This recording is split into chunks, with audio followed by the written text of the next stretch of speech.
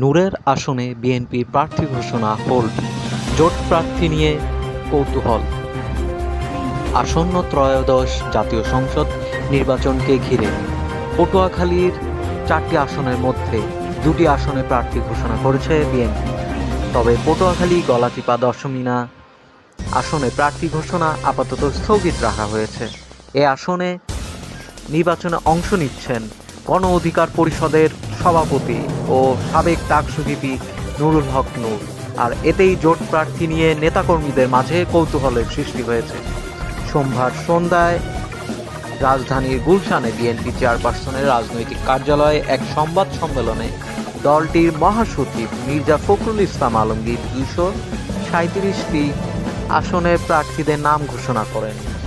ঘোষিত তালিকা অনুযায়ী পটুয়াখালী 1 আসনে বিএনপির কেন্দ্রীয় ভাইস চেয়ারম্যান ও সাবেক স্বরাষ্ট্র ও বাণিজ্য মন্ত্রী এয়ার ভাইস মার্শাল অবসরপ্রাপ্ত আলতাফ হোসেন চৌধুরী এবং পটুয়া 4 আসনে কেন্দ্রীয় কার্যনির্বাহী কমিটির প্রশিক্ষণ বিষয়ক সম্পাদক এবিএম মোশাররফ হোসেন মনোনয়ন পেয়েছেন। তবে পটুয়াখালী 2, পটুয়াখালী 3 আসনের প্রার্থী ঘোষণা আপাতত স্থগিত রাখা হয়েছে।